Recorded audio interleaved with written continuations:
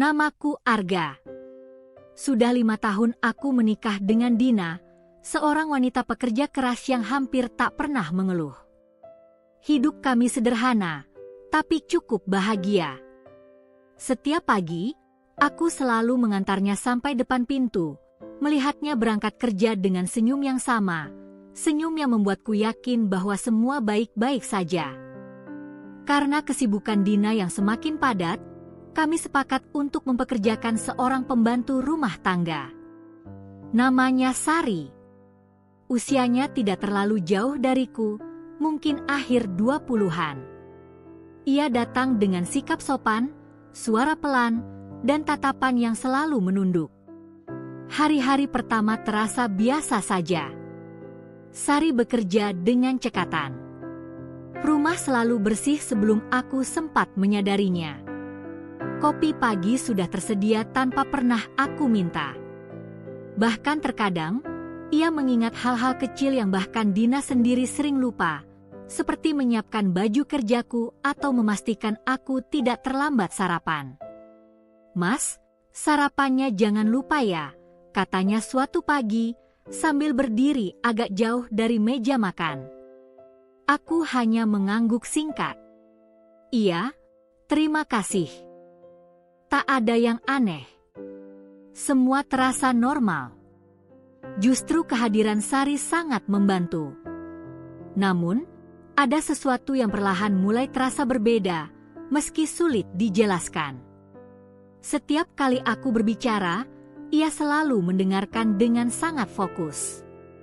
Bukan sekadar mendengar, tapi seperti memperhatikan lebih dalam dari seharusnya. Tatapannya kadang terlalu lama, sebelum akhirnya buru-buru dialihkan saat aku menyadarinya. Awalnya aku menganggap itu hal biasa. Mungkin dia hanya ingin bekerja dengan baik. Suatu pagi, Dina berangkat lebih awal dari biasanya. "Ada rapat penting," katanya. Seperti biasa, aku mengantarnya sampai depan pintu. "Jangan lupa makan siang ya," ucap Dina sambil merapikan kerah bajuku. Aku tersenyum. "Kamu juga. Hati-hati di jalan." Pintu tertutup, dan rumah mendadak terasa lebih sunyi dari biasanya. Aku kembali masuk, duduk di ruang tamu sambil membuka ponsel. Tak lama kemudian, Sari keluar dari dapur, membawa secangkir kopi. "Ini, Mas," katanya pelan. Aku menerimanya tanpa banyak bicara. Tapi saat aku hendak kembali fokus ke layar ponsel, aku merasa ada yang aneh. Sari belum pergi. Ia berdiri beberapa langkah dariku. Tidak terlalu dekat, tapi juga tidak seperti biasanya yang langsung kembali ke dapur setelah selesai. Aku mengangkat kepala. Ia masih di sana. Dan untuk pertama kalinya, ia tidak menunduk. Tatapannya lurus ke arahku, tenang, tapi sulit diartikan. Beberapa detik berlalu dalam diam. Lalu, seperti tersadar, Sari segera membalikkan badan dan berjalan cepat kembali ke dapur. Aku mengerutkan kening. Perasaan itu muncul lagi. Bukan rasa takut, tapi juga bukan sekadar aneh. Sejak pagi itu, suasana rumah terasa sedikit berbeda, meski tak ada satu kata pun yang berubah. Aku mencoba mengabaikannya. Mungkin hanya perasaanku saja. Mungkin aku terlalu memperhatikan hal-hal kecil yang sebenarnya tidak berarti. Lagi pula, Sari tetap bekerja seperti biasa. Ia tidak pernah berbicara lebih dari yang diperlukan, tidak pernah bersikap berlebihan, setidaknya di permukaan. Namun, perubahan itu terasa pelan, tapi pasti. Hari-hari berikutnya, Dina semakin sering berangkat lebih pagi. Kadang bahkan sebelum matahari benar-benar naik. Kesibukannya meningkat, dan aku mulai lebih sering menghabiskan waktu di rumah sendirian bersama Sari. Awalnya, interaksi kami tetap singkat. "Mas, makan siangnya saya taruh di meja ya," Iya, terima kasih. Hanya itu. Tapi entah sejak kapan, Sari mulai menambahkan hal-hal kecil yang tidak pernah ia lakukan sebelumnya. Suatu siang, saat aku sedang duduk di ruang kerja, ia mengetuk pintu pelan. "Mas, boleh masuk?" Aku sedikit heran. Biasanya ia tidak pernah meminta izin seperti itu. "Iya, silakan." Ia masuk dengan langkah pelan, membawa segelas teh hangat. "Saya lihat Mas dari tadi belum keluar, takutnya capek," katanya, suaranya lembut. Aku mengangguk. "Oh, iya, makasih." Tapi kali ini, ia tidak langsung pergi.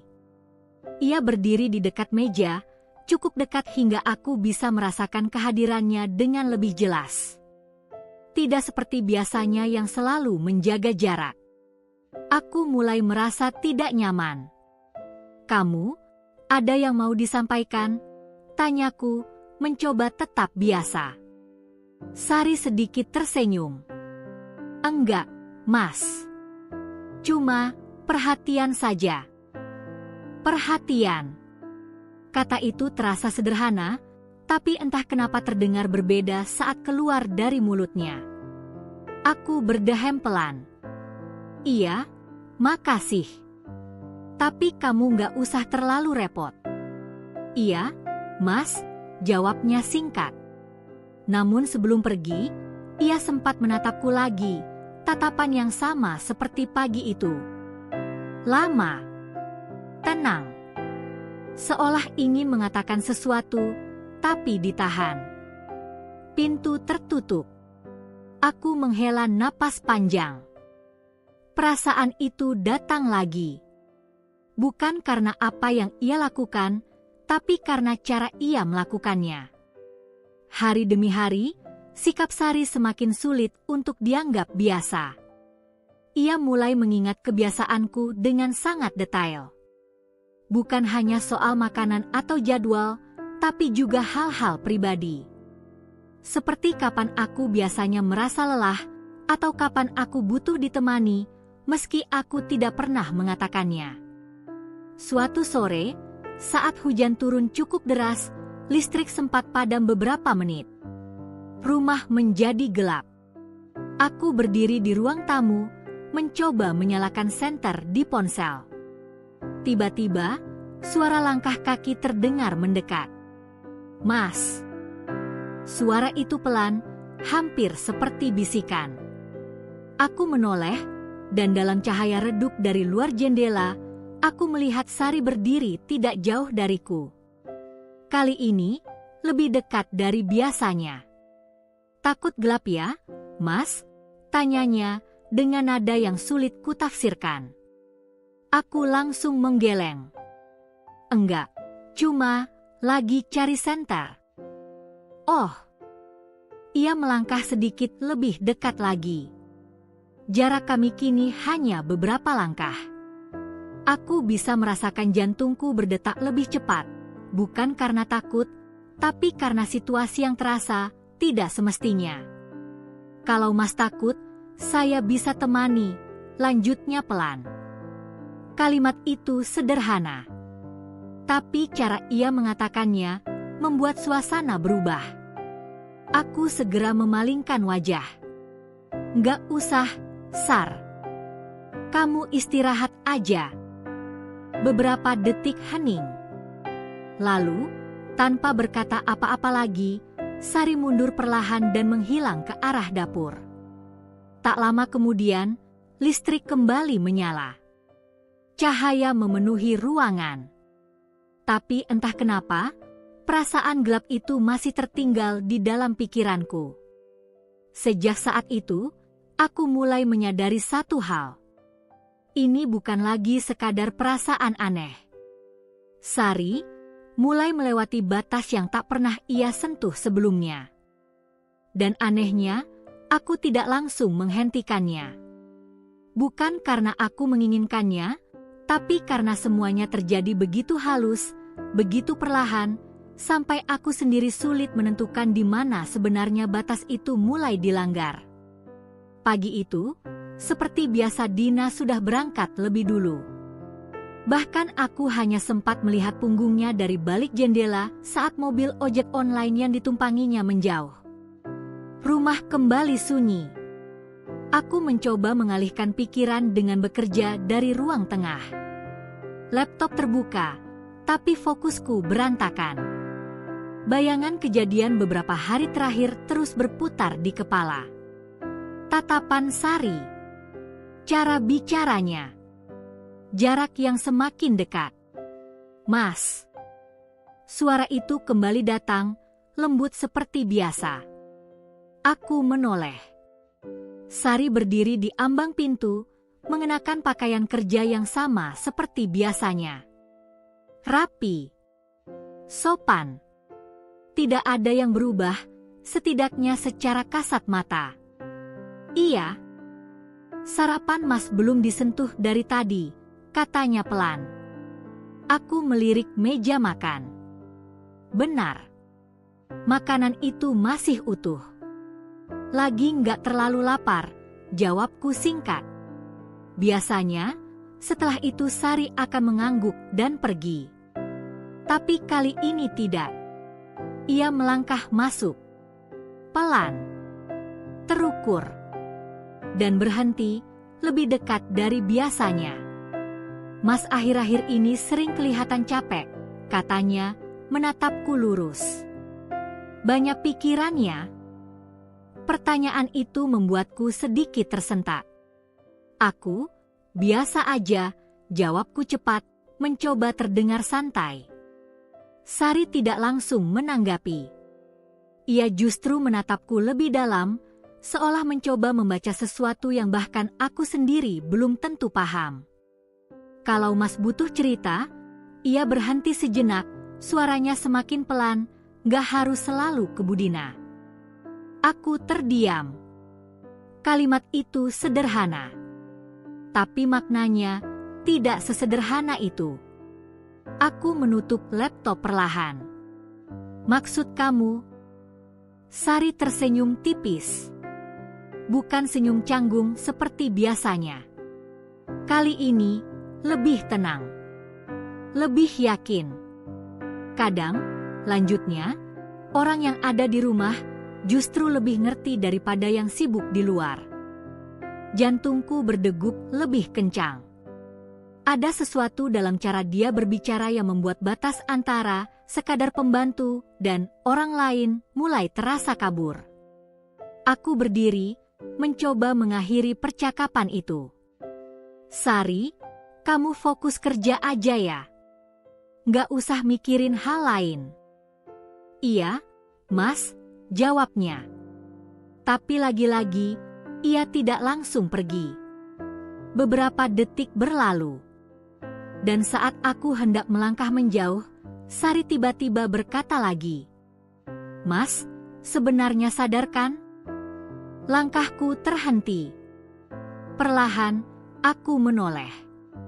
"Sadar apa?" Sari menatapku tanpa ragu kali ini. Saya nggak pernah bersikap seperti ini ke orang lain. Suasana mendadak hening. Aku bisa merasakan napasku sendiri menjadi lebih berat. "Itu cuma perasaan kamu aja," jawabku cepat, hampir refleks. Sari menggeleng pelan. "Enggak, Mas," katanya lirih. "Mas juga tahu, kan?" Kalimat itu seperti menembus pertahananku. Karena jauh di dalam hati, aku memang mulai menyadarinya. Semua perhatian itu bukan lagi sekadar pekerjaan. Semua kedekatan itu bukan kebetulan. Dan yang paling membuatku gelisah, aku tidak sepenuhnya menolaknya.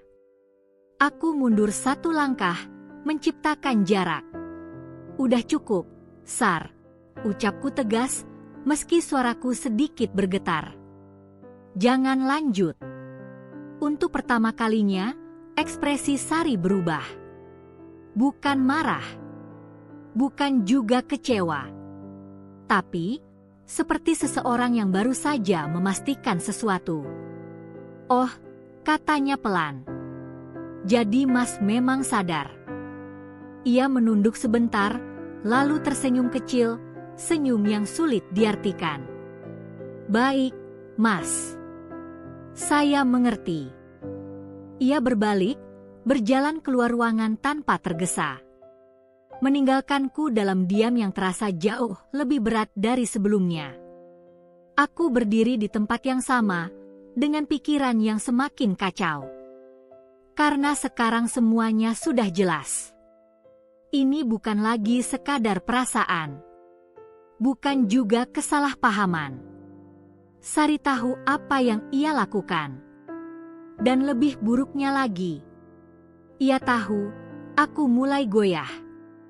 Dan sejak saat itu, semuanya berubah menjadi jauh lebih berbahaya. Aku mulai menghindari Sari. Bukan sekadar menjaga jarak, tapi benar-benar mengatur setiap gerakanku di dalam rumah. Jika ia ada di dapur, aku memilih tetap di kamar.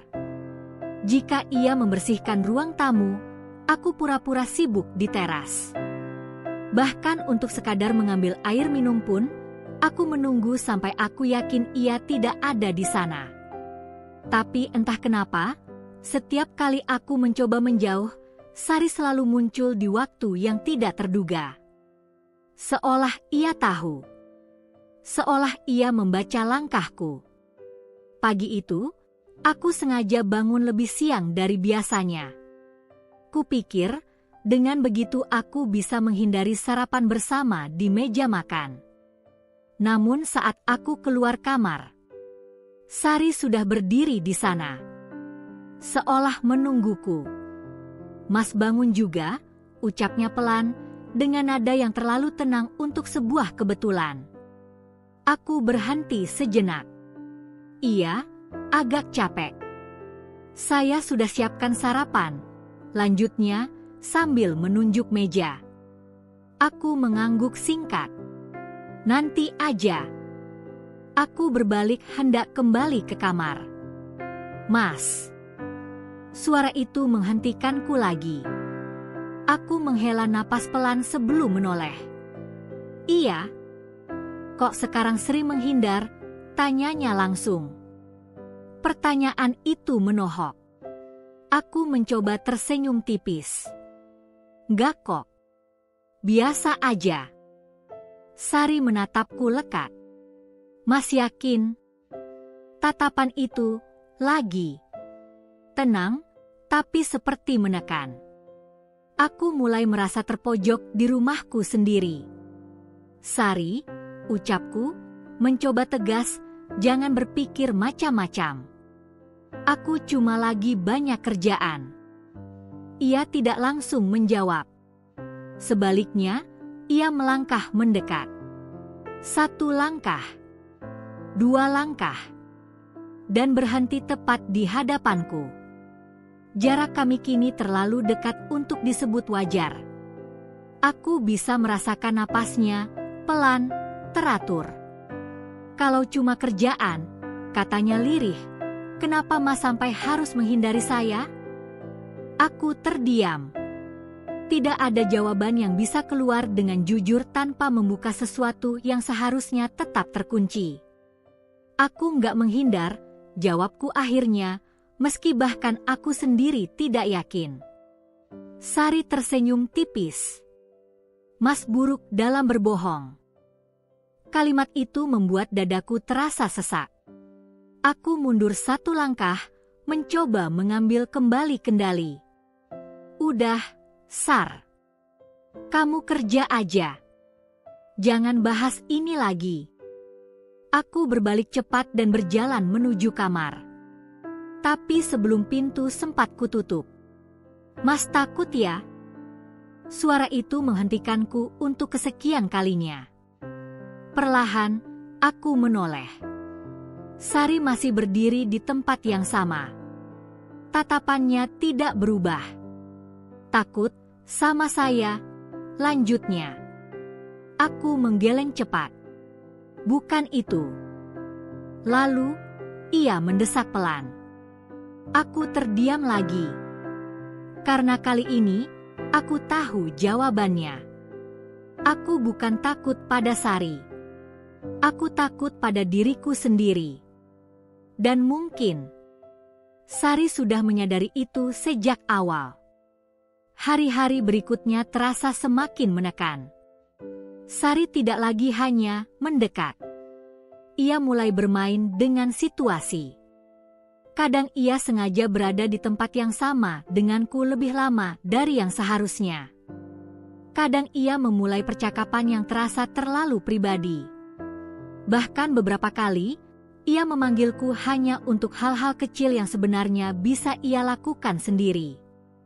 Seolah ia ingin memastikan satu hal, bahwa aku tidak punya ruang untuk benar-benar menjauh. Suatu siang, aku sedang duduk sendirian di ruang tamu. Rumah begitu sunyi, hanya suara kipas angin yang berputar pelan. Tiba-tiba, Sari datang dan duduk di kursi seberangku. Bukan berdiri, duduk. Itu pertama kalinya. Aku langsung menegang. Ada apa? Tanyaku singkat. Ia tidak langsung menjawab. Hanya menatapku. Lama. Sampai akhirnya ia berkata, "Mas masih kuat?" Pertanyaan itu membuatku mengernyit. Maksudnya? Sari tersenyum kecil. Menahan semuanya. Jantungku berdegup lebih keras. Aku nggak menahan apa-apa, jawabku cepat. Sari mengangguk pelan, seolah mengerti, tapi tidak percaya. Baiklah, katanya lembut. Kita lihat saja, sampai kapan. Ia berdiri perlahan, lalu berjalan meninggalkanku. Seperti biasa. Tenang. Tanpa terburu-buru. Namun kali ini, yang ia tinggalkan bukan hanya keheningan, tapi juga tekanan yang semakin berat.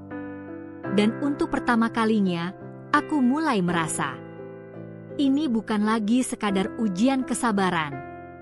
Ini adalah permainan yang perlahan menyeretku ke batas yang tak pernah ingin kulewati. Dan hari itu, batas itu hampir benar-benar hilang. Pagi berjalan seperti biasa. Dina berangkat lebih awal, bahkan tanpa sempat sarapan. Ia hanya mencium pipiku sekilas sebelum pergi, seperti rutinitas yang sudah terlalu sering terjadi hingga terasa otomatis. Hari ini mungkin aku pulang telat, katanya sambil meraih tasnya. Aku mengangguk. Iya, hati-hati. Pintu tertutup. Dan seperti sebelumnya, rumah kembali menjadi ruang sunyi yang terasa terlalu luas hanya untuk 2 orang. Aku mencoba sibuk. Membuka laptop. Menjawab email. Menatap layar tanpa benar-benar membaca apapun. Tapi pikiranku terus berputar pada satu hal. Sari. Dan semua yang terjadi di antara kami. Mas. Suara itu datang lagi. Pelan. Dekat. Aku menutup mata sejenak sebelum menoleh. Sari berdiri di belakang sofa tempatku duduk. Jaraknya lebih dekat dari biasanya. Ada apa? Tanyaku, berusaha terdengar normal. Mas belum makan dari tadi pagi. Katanya, nada suaranya lembut seperti biasa, tapi kini terasa berbeda. Aku menghela napas. Nggak lapar. Sari tidak langsung menjawab. Ia melangkah memutar, lalu duduk di sampingku. Bukan di seberang. Di samping. Aku langsung menegang. Sari, ucapku pelan, nggak usah di sini. Tapi ia tidak bergeser. Justru sebaliknya, ia menatapku dari jarak yang terlalu dekat. Mas capek ya, menahan semuanya, bisiknya. Kalimat itu terasa seperti pukulan. Aku menoleh cepat. Jangan mulai lagi. Aku nggak mulai apa-apa, jawabnya tenang. Aku cuma, jujur. Keheningan jatuh di antara kami. Aku bisa merasakan detak jantungku sendiri, semakin cepat, semakin keras. Aku tahu Mas berusaha, lanjutnya pelan. Tapi Mas juga tahu. Mas nggak sepenuhnya menolak. Aku menggenggam tangan sendiri, mencoba menahan sesuatu yang bahkan sulit kujelaskan. Cukup, Sar. Tapi suaraku tidak setegas yang kuinginkan. Sari tersenyum tipis. Lalu perlahan, ia mengangkat tangannya dan menyentuh lenganku. Sentuhan itu ringan, hampir tidak terasa. Tapi efeknya seperti menghancurkan semua batas yang selama ini berusaha kujaga. Aku langsung berdiri. Jangan, ucapku lebih keras dari sebelumnya. Sari terdiam. Tangannya berhenti di udara sebelum akhirnya turun perlahan. Beberapa detik, kami hanya saling menatap. Untuk pertama kalinya, ada ketegangan yang benar-benar nyata di antara kami. Aku nggak mau ini terjadi, kataku, napasku sedikit memburu. Kamu harus berhenti. Sari tidak marah. Tidak juga terlihat tersinggung. Ia hanya menatapku dengan ekspresi yang aneh. Seperti seseorang yang sudah menduga jawaban itu sejak awal. Tapi Mas hampir membiarkannya, jawabnya pelan. Kalimat itu menusuk.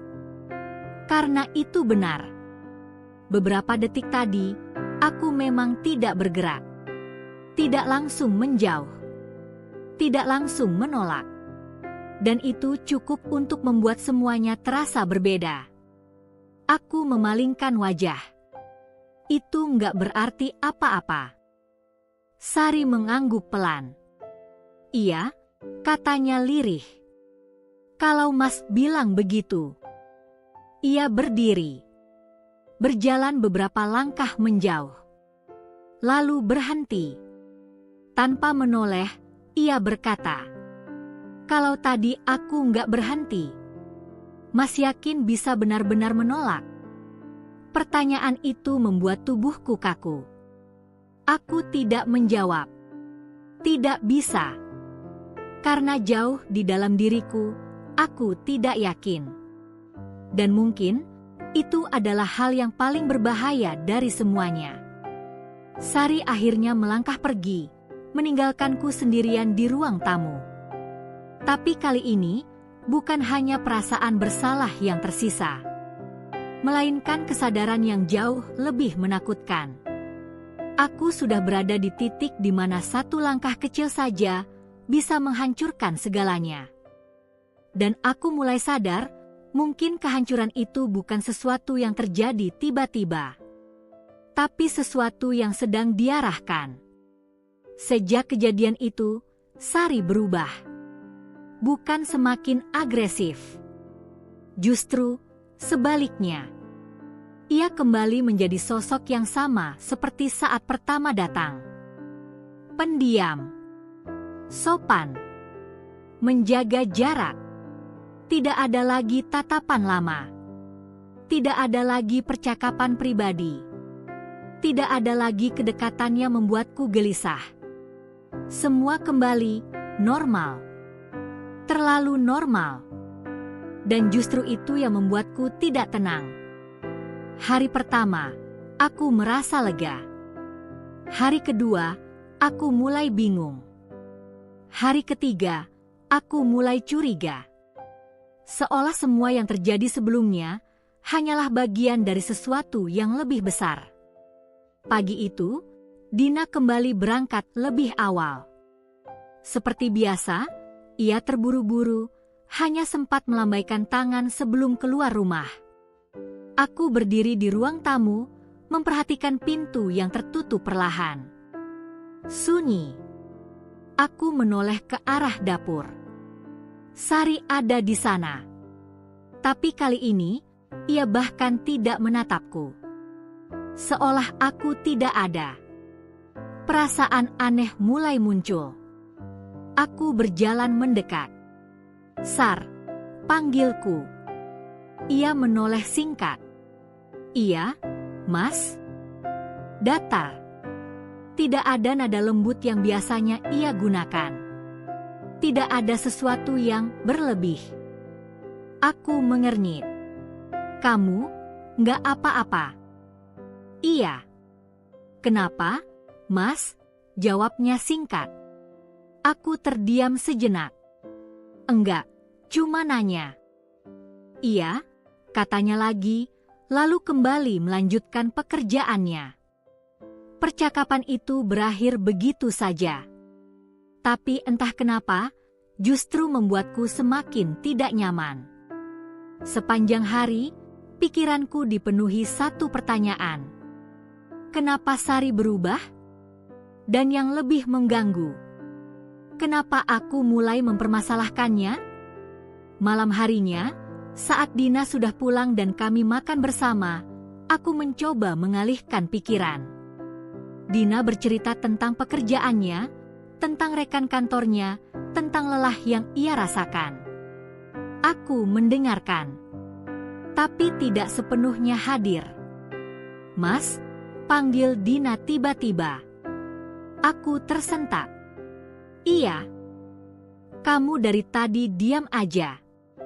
Kenapa?" Aku cepat menggeleng.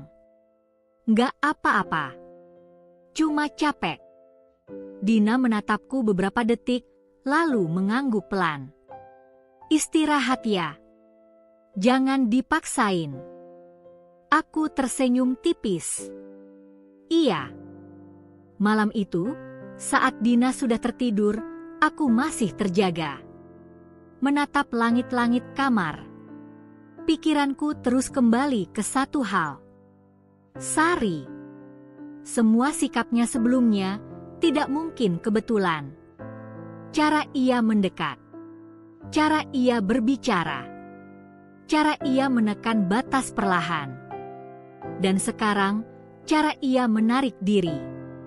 Terlalu rapi, terlalu teratur. Seolah semua itu memang dirancang. Keesokan harinya, aku memutuskan sesuatu. Aku harus tahu. Pagi itu, setelah Dina pergi, aku tidak langsung menghindar. Aku justru menunggu. Di ruang tamu. Beberapa menit kemudian, Sari keluar dari dapur seperti biasa. Langkahnya tenang. Ekspresinya datar. Aku berdiri. "Sari." Ia berhenti. Menoleh. "Iya, Mas." Aku menatapnya lurus. "Kita perlu bicara." Beberapa detik hening. Lalu, untuk pertama kalinya setelah beberapa hari, Sari tersenyum lagi. Tipis. Tapi cukup untuk membuat perasaanku langsung berubah. Saya pikir, "Mas yang akan bilang itu," jawabnya pelan. Jantungku berdetak lebih keras. "Apa maksud kamu?" Sari melangkah mendekat. Tidak terlalu dekat, tapi cukup untuk menghapus jarak yang selama ini ia ciptakan. "Kira-kira," katanya lirih, "Mas lebih terganggu waktu saya mendekat, atau sekarang, waktu saya menjauh?" Pertanyaan itu membuatku terdiam. Karena jawabannya lebih jujur dari yang ingin kuakui. Aku menarik napas dalam. "Kamu lagi main apa, Sar?" Sari menatapku lebih dalam dari sebelumnya. "Kamu yakin ini permainan?" tanyanya balik. Aku menatapnya tajam. "Kalau bukan, lalu apa?" Sari tidak langsung menjawab. Ia hanya menunduk sebentar, lalu kembali menatapku dengan ekspresi yang berbeda. Lebih serius. Lebih nyata. "Mas," ucapnya pelan, "pernah kepikiran nggak kalau semua ini bukan tentang Mas?" Aku mengernyit. Maksudnya, Sari menarik napas panjang. Dan untuk pertama kalinya, nada suaranya tidak lagi tenang. Aku cuma mau tahu satu hal, katanya hampir berbisik. Seberapa mudah rumah ini bisa hancur? Darahku seperti berhenti mengalir. Apa? Sari menatapku tanpa berkedip. Dan sekarang, lanjutnya pelan, aku sudah dapat jawabannya. Suasana mendadak terasa dingin. Lebih dingin dari sebelumnya. Karena akhirnya, semuanya mulai terbuka. Dan yang muncul bukan sekadar godaan, tapi sesuatu yang jauh lebih berbahaya. Aku menatap Sari tanpa berkedip, mencoba mencerna apa yang baru saja ia katakan. Seberapa mudah rumah ini bisa hancur? Kalimat itu terus terngiang di kepalaku. Jelaskan, ucapku tegas, meski ada getaran di suaraku. Sari tidak langsung menjawab. Ia berjalan pelan menuju kursi, lalu duduk dengan tenang, seolah tidak ada ketegangan apapun. Sementara aku masih berdiri, merasa seperti orang asing di rumahku sendiri. Aku kerja di sini bukan kebetulan, Mas, katanya akhirnya. Dadaku terasa sesak. Maksud kamu? Sari menatapku lurus. Kali ini tidak ada lagi permainan. Tidak ada lagi senyum samar. Hanya kejujuran yang terasa dingin. Budina yang minta. Dunia seolah berhenti sejenak. Apa? Iya, lanjut Sari pelan. Dia yang cari aku. Dia yang minta aku kerja di sini. Dan dia juga yang minta aku melakukan semua itu. Langkahku mundur tanpa sadar. Ngaco, ucapku cepat. Nggak mungkin. Sari menggeleng pelan. Mas pikir semua ini kebetulan? Cara aku mendekat, cara aku tahu kapan harus berhenti, itu semua karena aku disuruh. Aku menatapnya tajam, mencoba mencari celah kebohongan di wajahnya. Tapi tidak ada. Kenapa? Tanyaku akhirnya, suaraku lebih pelan. Sari menarik napas dalam. Karena dia ragu. Kalimat itu menghantam lebih keras dari yang lain. Ragu? Sama siapa? Tanyaku, meski aku sudah tahu jawabannya. Sama Mas. Ruangan terasa semakin sempit. Dia bilang, lanjut Sari, akhir-akhir ini Mas berubah. Lebih sering diam. Lebih sering sendiri. Dan dia takut kehilangan Mas, tapi dia juga takut kalau Mas sudah mulai berubah hati. Aku menutup mata sejenak. Semua potongan mulai tersusun. Kesibukan Dina. Perubahan sikapnya yang lebih dingin. Keputusan tiba-tiba mempekerjakan Sari. Semua bukan kebetulan. Jadi, ini semua ujian. Suaraku hampir tidak terdengar. Sari mengangguk. Iya. Aku tertawa kecil. Bukan karena lucu, tapi karena pahit. Dan kamu setuju aja? Sari menunduk. Aku butuh kerjaan, Mas. Tapi, ia berhenti sejenak. Aku nggak nyangka bakal sejauh ini. Aku menatapnya tajam. Sejauh ini, Sari mengangkat wajahnya lagi.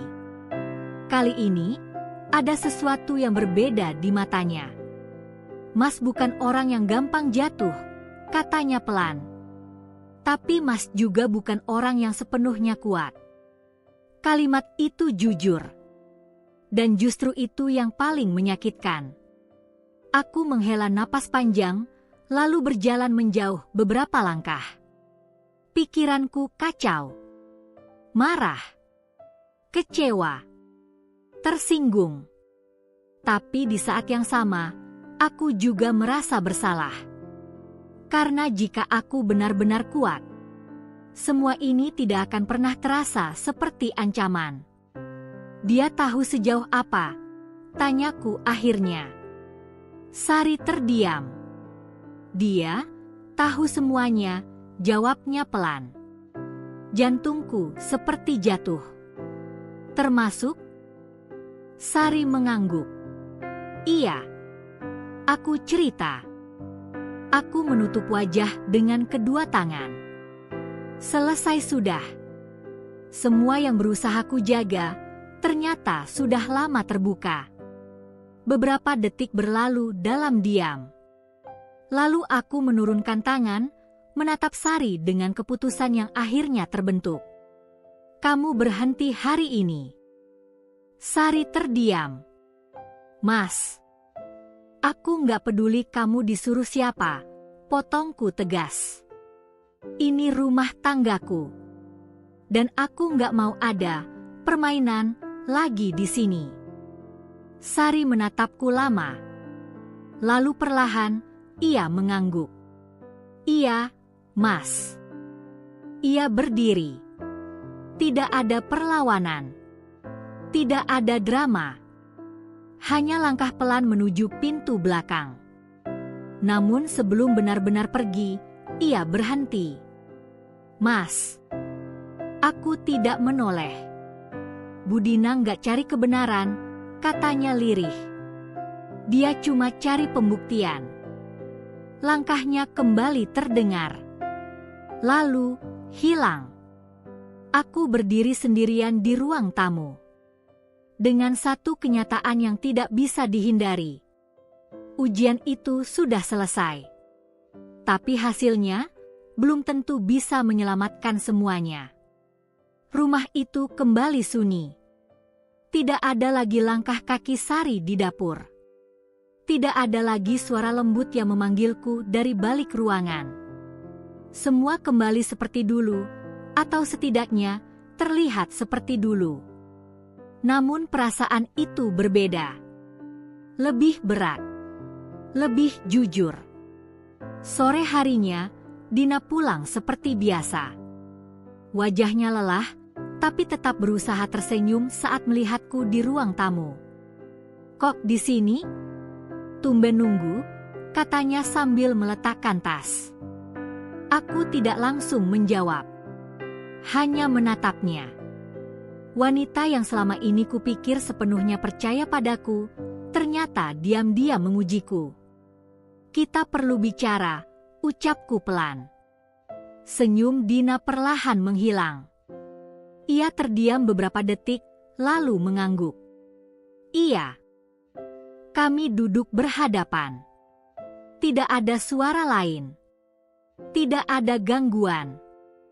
Hanya kami berdua, dan kebenaran yang akhirnya tidak bisa dihindari. Sari sudah pergi, kataku. Dina tidak terkejut.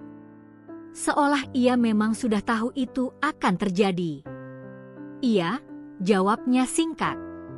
Jawaban itu cukup untuk memastikan semuanya.